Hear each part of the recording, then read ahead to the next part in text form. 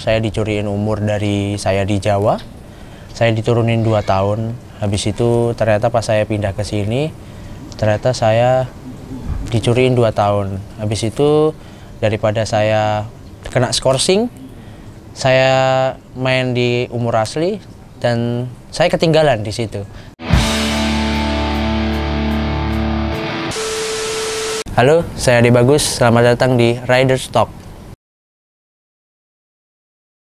Bulu tangkis itu olahraga paling menantang menurut saya ya dibandingkan yang lain karena dia semuanya main tangan, kaki, mata, kecepatan kan gitu dibandingkan olahraga-olahraga yang lain gitu, lebih menantang aja gitu kalau saya sih.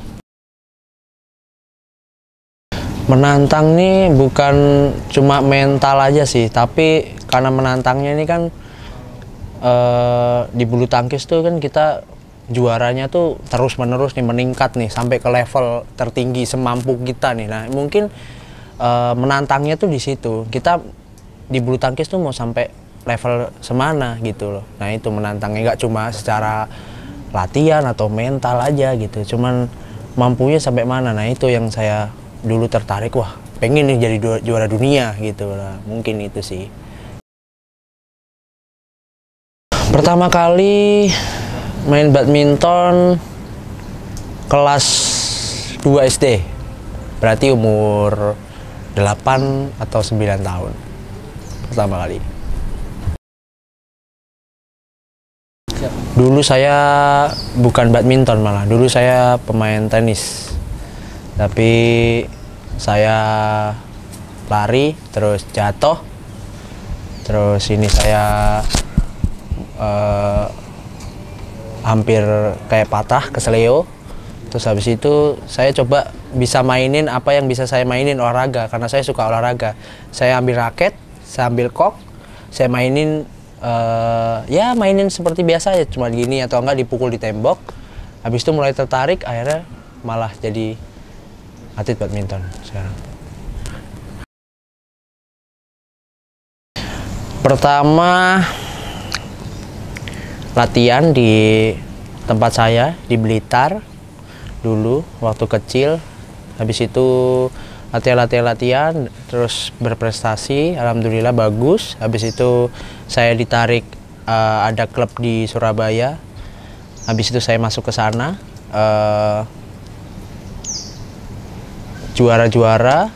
Nah, habis itu udah mulai meningkat lagi. Terus saya mikir kalau di sana rada sulit untuk tembus ke pelatnas. Akhirnya saya pindah ke ibu kota. Saya masuk ke klub besar. Habis itu ya sampai saya pernah main World Junior Championship 2017. Habis itu saya pernah juga latihan bersama di pelatnas. Sampai sekarang saya jadi pemain, ya belum jadi pemain nasional, masih jadi pemain nasional karena jiwa saya masih pengen main walaupun saya sudah nggak di pelatnas latihan bersama lagi. Kalau menyulitkan ya disiplin itu sih yang sangat sulit, Pak Iba. Disiplin tuh sangat sulit banget ya, kalau kita nggak disiplin, wah. Dulu tuh saya curi umur. Dulu saya curi umur. Saya nggak tahu kalau saya itu curi umur. Saya dicuriin umur dari saya di Jawa. Saya diturunin 2 tahun. Habis itu ternyata pas saya pindah ke sini, ternyata saya dicuriin 2 tahun. Habis itu daripada saya kena skorsing, saya main di umur asli dan saya ketinggalan di situ. Tapi ternyata di situ saya tambah disiplin lagi, gimana caranya saya mengejar di tahun saya aslinya, sampai akhirnya saya bisa jadi juara, bisa jadi nomor 1 gitu. Itu yang sulit sih, ngejarnya itu, terus disiplinnya. Jadi sebenarnya berarti semua orang kayaknya bisa deh gitu, nggak ada yang nggak bisa. Itu sih kayaknya semua orang sebenarnya bisa kalau dirinya mampu gitu, maksudnya dia yakin dia bisa gitu. Sebenarnya mungkin rasa malas, rasa itunya yang buat jadi apa ya, jadi dia kalah gitu, mengalahkan dirinya sendiri. Ya sih, secara nggak langsung kalau kita sebenarnya curi umur kan kita mendowngrade-kan level kita sendiri gitu. Secara nggak langsung kita akan mengikuti umur yang kita turunin itu gitu. Jadi kemampuan kita nggak di situ harusnya, tapi malah cuma di situ-situ aja gitu. Itu sih paling. Ada sih momen paling sedih itu di saat di 2017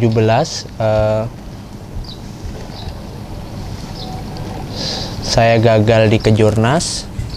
Terus saya kan kalau di bulu tangkis itu titik puncaknya dalam bulu tangkis, apalagi Sirnas ya dulu ya, itu titik puncaknya untuk masuk pelatnas itu adalah Kejurnas. Habis itu saya gagal 2017, akhirnya saya pulang ke rumah dan ternyata saya di kado terindah di hari ulang tahun bapak meninggal. Itu sih yang paling sedih, paling down banget. Maksudnya saya udah down-downnya badminton terus dikasih lagi itu.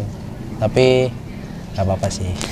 Saya ulang tahun di Desember, Kejurnas itu Desember juga kalau nggak November. Waktu itu saya lupa 2017. Terus habis kalah Kejurnas saya pulang langsung terus ke rumah. Emang bapak yang nyuruh ulang tahun di rumah aja, ya ternyata di kado itu terindah. Saya udah bisa bersahabat sih kalau saya dengan itu. Kalau dulu sih setiap saya ngomongin selalu, apalagi masih 2000 kan 2017 tuh, 18 ke 19 aja masih. Tapi pas 20, 21, 22 udah mulai saya percaya ya udah gitu, emang nggak perlu. Udah mulai ikhlas ya. Ikhlasnya yang awalnya sulit karena nggak sakit langsung, dan di hari ulang tahun saya lagi, itu yang bikin lebih epic lagi gitu. Kalau hari biasa atau ya amit-amit sakit ya jangan sampai sakit gitu, cuman amit-amit sakit kan kita paling udah waspada, tapi itu enggak. Itu sih yang bikin lumayan hancur. Udah hancur Kejurnas ditambah lagi hancur itu, double. Waktu itu saya sempat mau berhenti badminton, cuman di mata saya waktu itu saya cuma ngeliat nyokap yang masih terus berjuang gitu, mampu kok gitu. Ya udah, ternyata ya bisa. Bokap sangat amat mendukung banget dan keras banget dalam bulu tangkis. Saking kerasnya dulu saya sampai nggak boleh keluar rumah, saya nggak boleh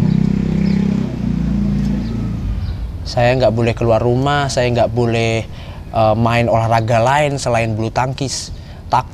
Saking takutnya saya cedera. Pokoknya harus bener-bener ya pengennya saya jadi pemain gitu. Bapak sangat mendukung banget, sangat keras pokoknya. Tapi kerasnya keras tegas untuk emang saya biar jadi. Tapi saya bersyukur banget sekarang ya, karena ketegasan itu saya bisa berdiri sampai sekarang sih.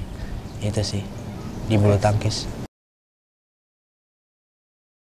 Kalau bokap dulu ngajarinnya pokoknya saya harus olahraga. Sebenarnya olahraga itu kalau kata bokap dulu buat jembatan sebenarnya. Jadi gitu, olahraga tuh untuk jembatan karena bokap bisa masuk mungkin perusahaan atau masuk pekerjaan yang tinggi itu dari olahraga. Dulu bokap pemain voli. Nah, terus gimana caranya kita tetap olahraga tapi benar juga tidak boleh melupakan pendidikan. Tetap harus belajar lah, tetap harus belajar gitu ya. Walaupun dulu saya sekolah nomor 2 karena apa-apa diutamakan bulu tangkis gitu. Nyokap sih, nyokap yang buat saya masih berdiri di sampai sekarang, karena yang dipikirin orang tua, apalagi sekarang tinggal ibu, yang dipikirin sekarang kan dari keluarga yang belum menikah tinggal saya. Jadi kayaknya maksudnya saya mau ngapain gitu, dan terus saya mikir kalau saya berhenti saya harus pindah arah ke bulu tangkis, saya nggak punya basic apa-apa selain bulu tangkis. Jadi jalan satu-satunya saya udah nyelam ya saya harus nyelam lebih jauh lagi sih. Itu saya lanjutin bulu tangkis.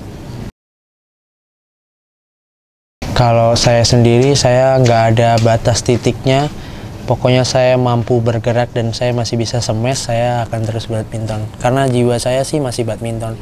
Jujur masih apa ya? Tetap udah ada obrolan, apalagi dengan orang tua gitu, mau sampai kapan bulu tangkis, apalagi sudah nggak di latihan pelatnas lagi atau udah bukan go internasional lagi, mau apa gitu. Tapi saya jiwanya masih ada di bulu tangkis, jadi sulit banget untuk ninggalin bulu tangkis tuh 100% sulit. Mungkin malahan bisa jadi pelatih, mungkin malahan gitu dibanding saya harus ninggalin bulu tangkis. Jiwanya udah bulu tangkis sih. Udah. Menyenangkan di bulu tangkis, banyak teman pastinya, banyak apa ya, banyak itu tadi, banyak kita, banyak circle, banyak pertemanan, banyak ketemu orang-orang hebat, orang-orang penting dari bulu tangkis ini. Ini momen menyenangkan yang mungkin nggak banyak orang yang dapat gitu. Karena mungkin kita main terus dipanggil sama bos-bos besar atau apa. Jadi itu link yang momen langka, kayak apa ya? Nggak semua orang lah bisa dapat itu. Dari itu sih yang momen seneng, jadi kenal-kenal orang-orang hebat. Itu sih.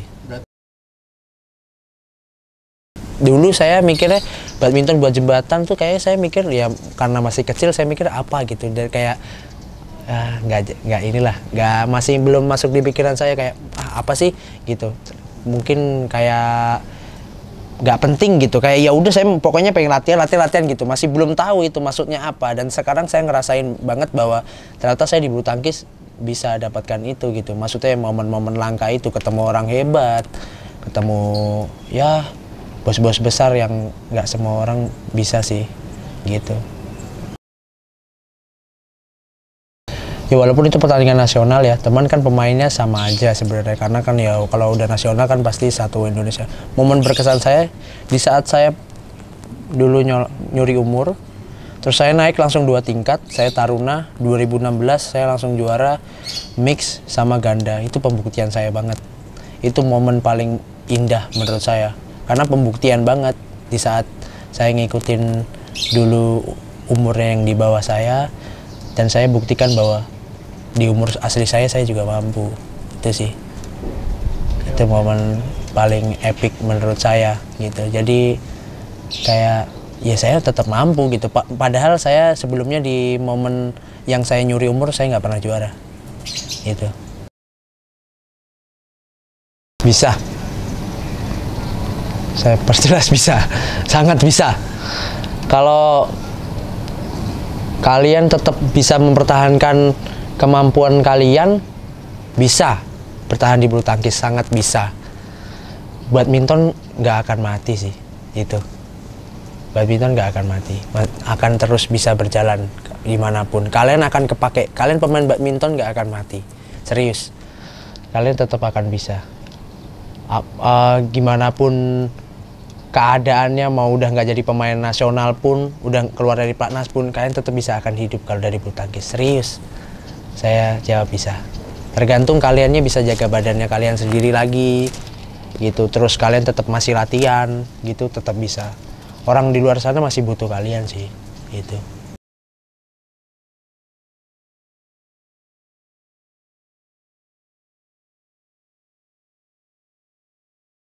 Malah alhamdulillah 2018 itu sempat wali kota internasional, saya juara dewasa. Habis itu Aztec itu 2018 juga, di akhir tahun saya juara juga. Malah, nah dari situ saya mikir bahwa wah saya mampu hidup di badminton gitu. Jadi saya nggak ketinggalan nih gitu. Kalau habis taruna terus ke dewasanya itu kalah gitu, nggak bisa nonjol aja. Nah itu sulit Pak Ivan. Bisa di hidup ya cuman jadi pemain tarkam. Cuman kalau buat pemain nasionalnya atau sirnasnya sulit. Karena apalagi sekarang banyak pelatnas keluar, main di kita, versi-versi kita, lebih sulit lagi. Saingan saya dulu juga lumayan berat-berat, zaman dulu masih ada Kido, almarhum, masih ada, wah semuanya main, masih Fran Kurniawan masih bagus. gitu, dan ternyata masih bisa, saya masih mampu gitu. Nah itu yang bikin saya bertahan sampai sekarang.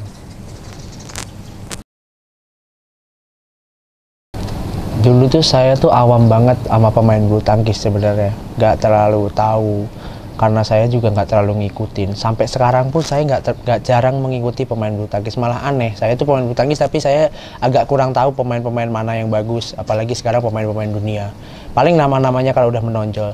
Tapi kalau dulu nggak tahu kenapa setiap almarhum Kido main saya selalu nonton. Kayaknya secara nggak langsung saya ngikutin sih. Jadi apalagi sekarang jadi pemain ganda. Jadi kayaknya almarhum Kido sih. Ada hobi motor. Motor apa mas? Motor Vespa. Ya sebenarnya ya Vespa sih, lebih utamanya Vespa. Cuman sebenarnya lebih suka yang klasik-klasik apapun itu sih. Cuman sekarang lagi main Vespa. Waduh, sulit ya, sulit sih. Mending jual satu Vespa karena cuan. Iya sih, karena cuan gitu. Karena sebenarnya itu sih. Beli lagi, ntar? Iya, ntar bisa beli lagi. Kalau raket juara momennya nggak bisa dibeli. Iya. Momennya nggak bisa dibeli. Karena saya percaya bahwa apapun yang terjadi udah jalannya, terus momen nggak bisa diputar sih. Waktu nggak bisa dikembalikan. Jadi harus memaksimalkan momen apapun itu sih.